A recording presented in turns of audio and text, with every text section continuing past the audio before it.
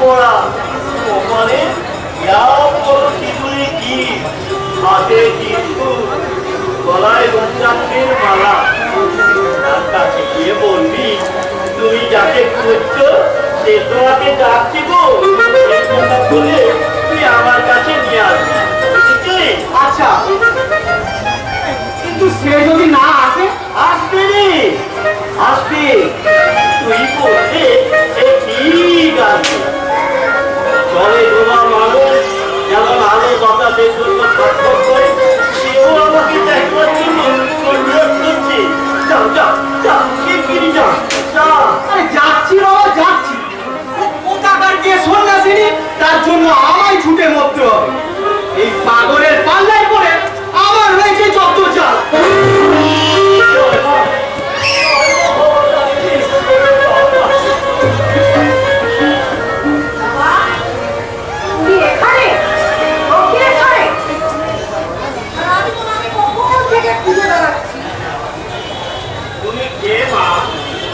আমি ভৈরবী।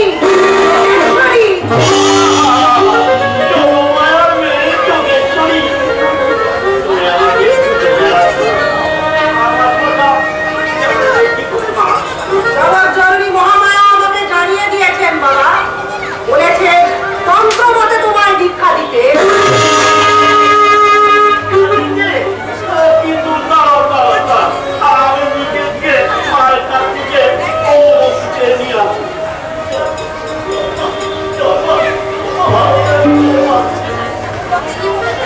তোমার মা কি বললেন বাবা?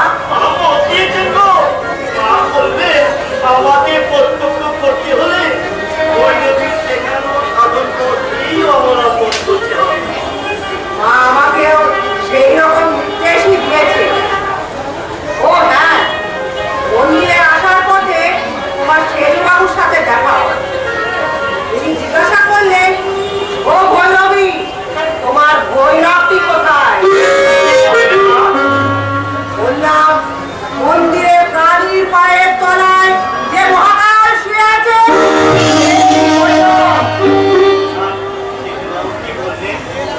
উনি বললেন, এই ভৈরবটি তো অচল, অচল ভৈরবটি কোথায়? আমি তখন কি বললাম জানো? আমি বললাম, এই গোদাবরী নদে সচল ভৈরব।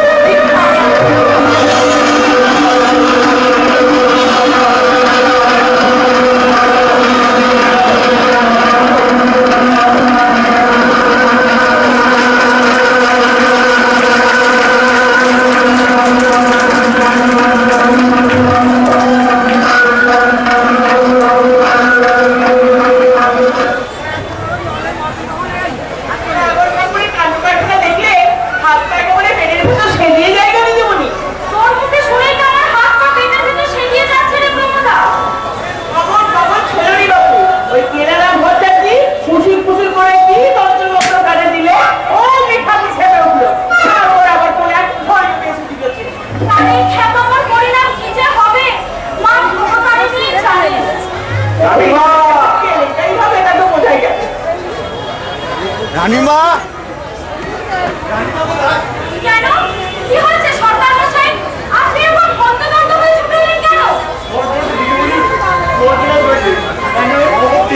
বলবেন আটা জমিনের পূজারি ক্ষেত্রে ঠাকুর চালিয়ে মন্দির একটা পা ভেঙে ফেলেছে। দেখতে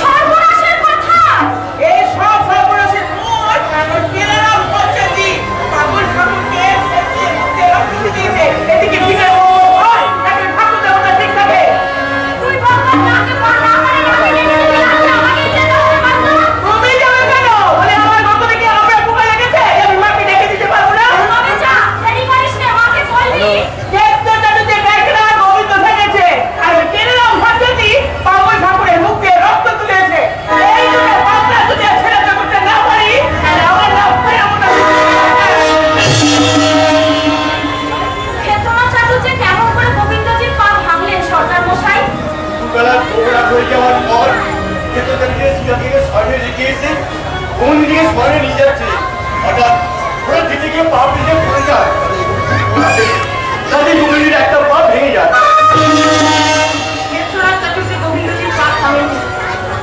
আমার বুকের একখানা পাঁচন।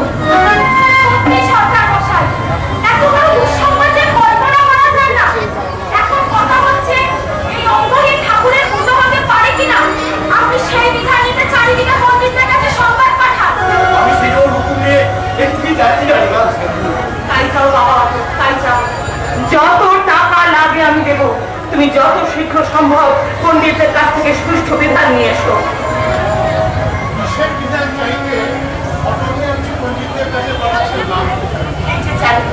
এসো বাবা, মন্দিরে আজ দুপুরে একটা বিষম অঘটন ঘটে গেছে বাবা, তাই বিষম চিন্তায় করেছি।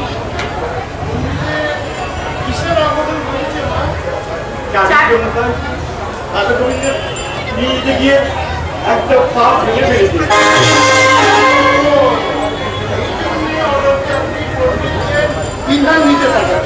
হ্যাঁ বাবা, ওই ঠাকুর সম্পর্কে এখন কি করা হবে না হবে সেই জন্যই ওকে পাঠাচ্ছিলাম।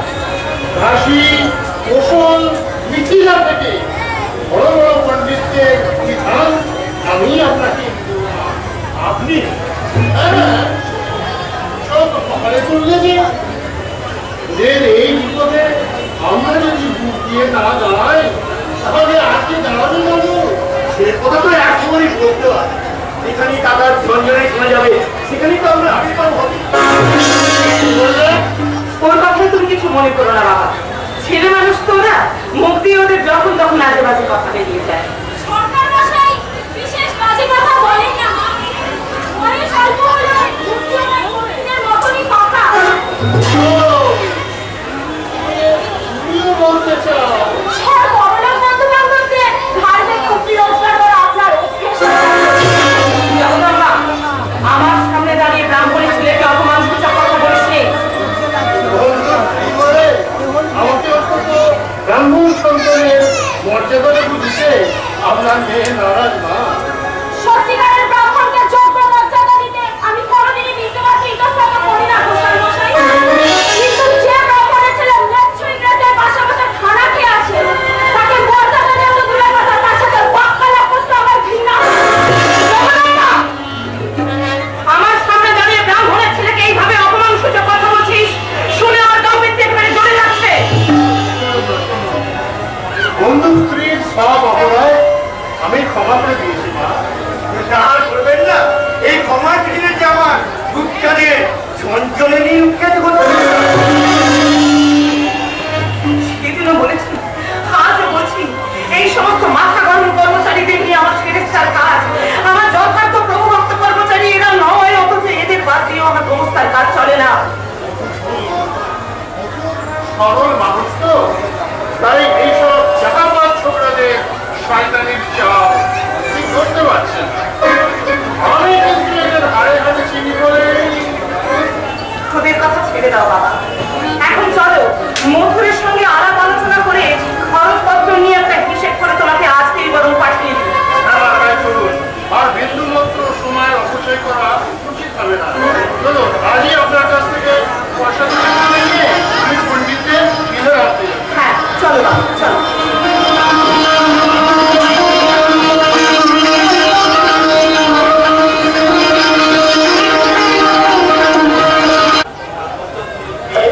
আমি ধন্য, তুমি আমার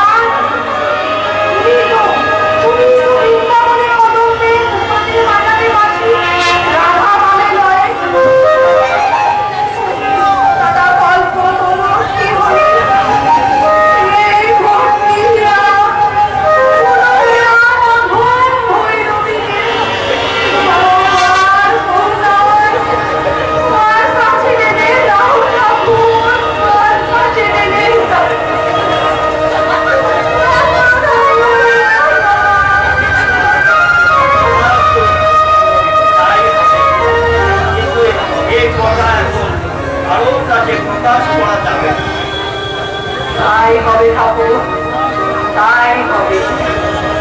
এখন এসো, কতদিন মার কাছে যাও, মাকে দর্শন করে আসি। এসো।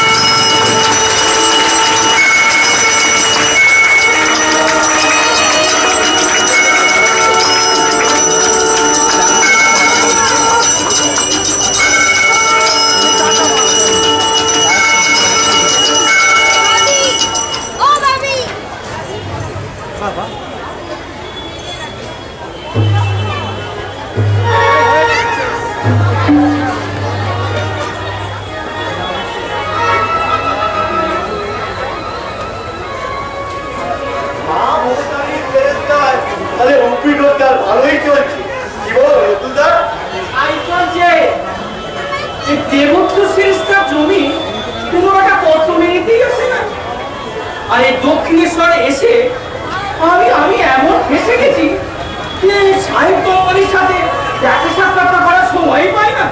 সাহেব কোম্পানির সাথে দেখা করার কি লাভ? ওদিকে তো খুব জোর মামলা বেড়েছে। শোনা, সাহেব কোম্পানির ঘরে গিয়ে উদয় হলে উপরি অধিকারী একটা না একটা পন্থা এই গলিয়ে উঠবে। কিরকম? বড় বড় সাহিত্যের সাথে দেখা করলে সাহেবরা নিশ্চয়ই হেসে জিজ্ঞেস করবে, Come on, Nicole. How are you? মানে বড় সাহেব আমায় নিশ্চয়ই খাতির করে জিজ্ঞেস করবে, নকুল কেমন আছো? আর আমি অমনি দাঁত ভাঁড় করে উত্তর দেবো, very very good your honour. Is going on? Yes, sir. আমি আপনার সাহেব প্রভু নই, দয়া করে একবার মুখটা ঘুরিয়ে দেখুন না। I am very very ব্যস্ত স্যার, না আপনার সাথে নো টক। আরে মশাই, দশ মিষ্টি যা কিছু আপনার ওই সাহেব প্রভুদের কাছে কি শোনাবেন? এখন সেজো বাবুকে হুকুম গেছে। সেজো বাবু হুকুম দিয়েছে? ও সম্পর্ক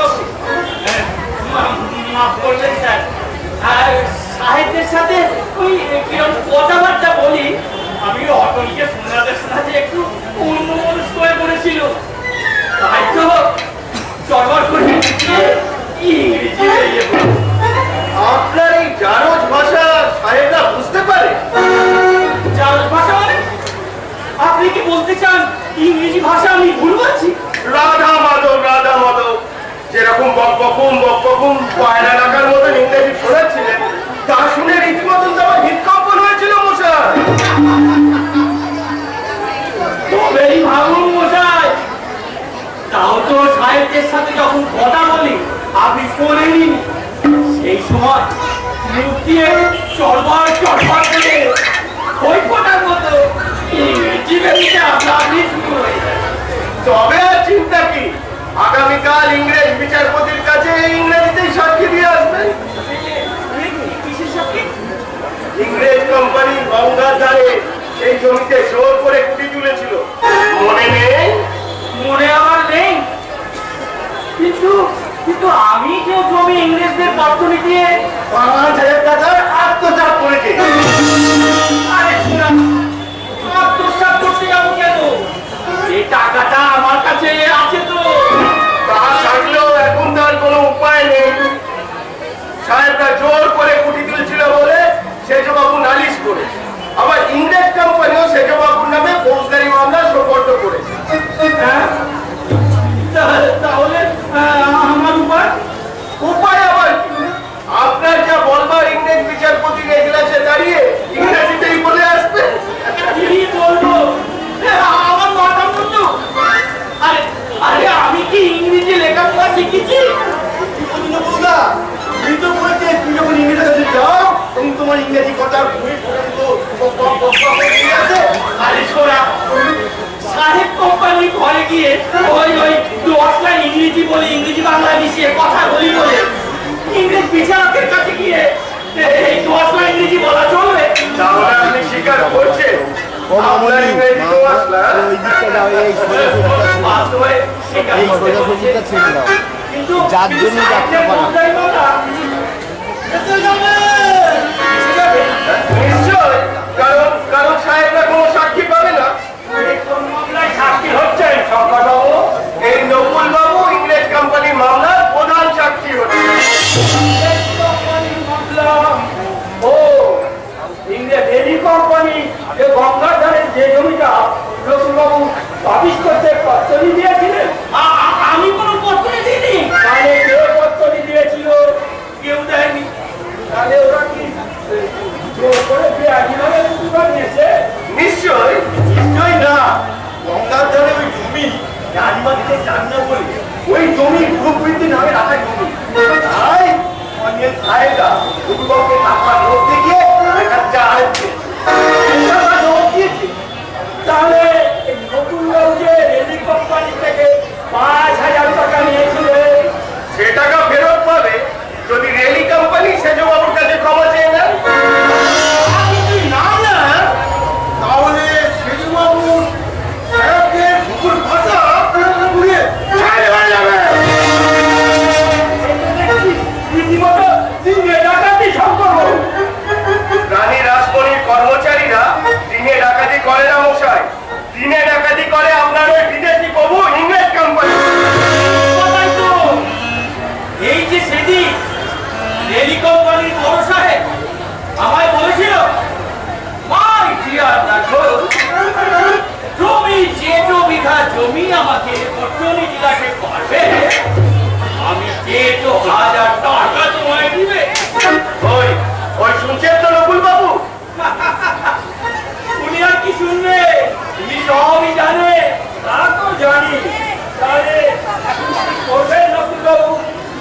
মনিবের পক্ষে সাক্ষী তো আদালতে দাঁড়িয়ে ইংরেজ বিচারকের কাছে বলে আসুন, ইওর অনার, রেলি কোম্পানি ইংরেজি দলিল লিখে আমাকে দিয়ে সই করিয়ে নিয়েছে। আমি ইংরেজি জানি না। বাদে ধাপ্পায় পড়ে সেরেস্তা সিল ভেঙে সই করে দিয়ে বাজি প্লট মাইশ হয়ে জাল জাল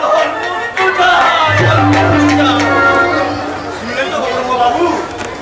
এবার আপনি ভেবে দেখুন, আশা করি নদীর বেঁচে থাকবে, তাহলে এই চক্রেশ্বর মন্দিরে যাতায়াত করতে পারবে। অর্থ খুবই সরল। এই মামলায় রেলি কোম্পানির পক্ষে সাক্ষী দিলে কালি লেগে আর আপনাকে দুনিয়ার আলো দেখতে পারবে না। আর মধুর বাবু সবটাই ধর্মের ধার। আসলে ওনারা খুশির সমাজের সমর্থক আর যোগচুরে সাহায্য করে। এইটা লক্ষ্মীশ্বর কাছারি ওদের নামে মিথ্যা কুৎসা রচনা করে অব্যাহতি পাবেন না। মায়ের কাছে আপনাকে শাস্তি পেতেই হবে। ক্ষমতারী যদি মধুরবাবু মিথ্যাচরণের সমর্থনে আমাকে শাস্তি দান তো দেবেন, কিন্তু স্পষ্ট কথা বলতে এই গৌরাঙ্গ মিশ্র কোনোদিন পিছপা হবে না।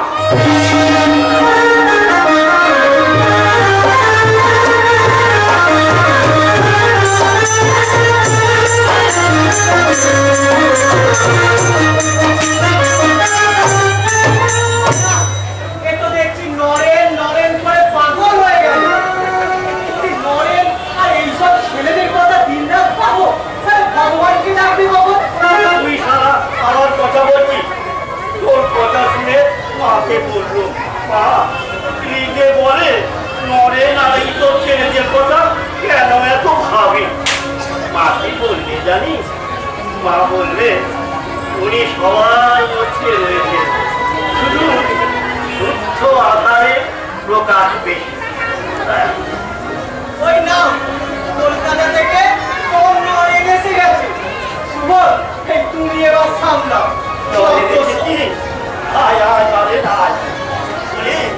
আমি তো তোরই পথে বসে আছি রে।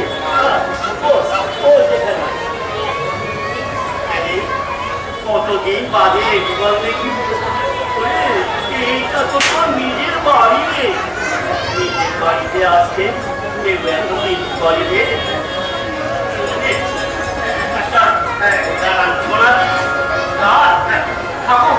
আমি বড় ক্লান্ত, বিশ্রাম নিতে হবে। আর এই সময় একটা গান হয়।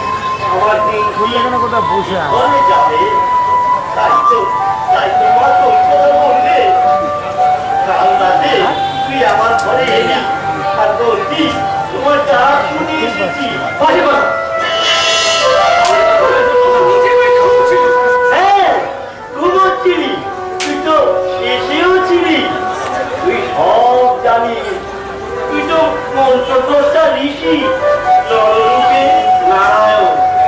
দেখ, পুত্রের জন্য সবাই কত কাঁদে, কিন্তু ঈশ্বরের জন্য কেউ কাঁদে না রে, কেউ কাঁদে না। যাকে দেখা যায় না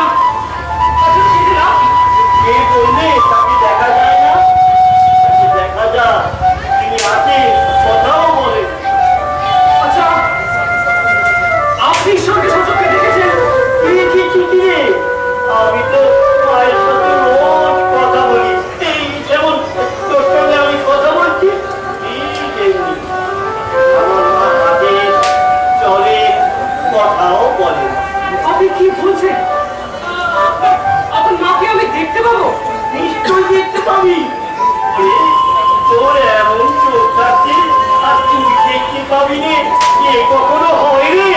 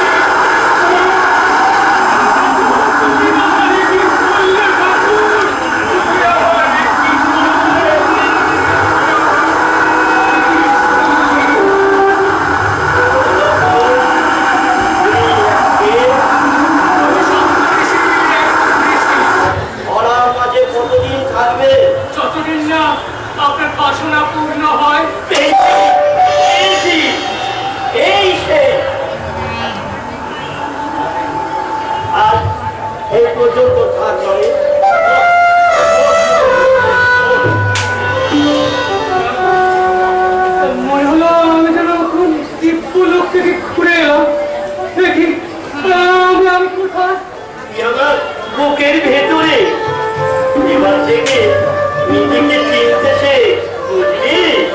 আপনি এসব কি বলছেন? আমি কিছুই বুঝতে পারছি না। পারবি রে, পারবি, আস্তে আস্তে সব বুঝতে পারবি। লোকটা নিশ্চয়ই জাদুকর, একটু ডিজাইন জানে, কিন্তু আমার মতো একটু শক্ত সামর্থ্য ছেলেকে ভেলকে দেখি কাবু করে দিল। না না, ভয় পেলে চলবে না। এ লোকটা পাগলি হোক আর যাই হোক,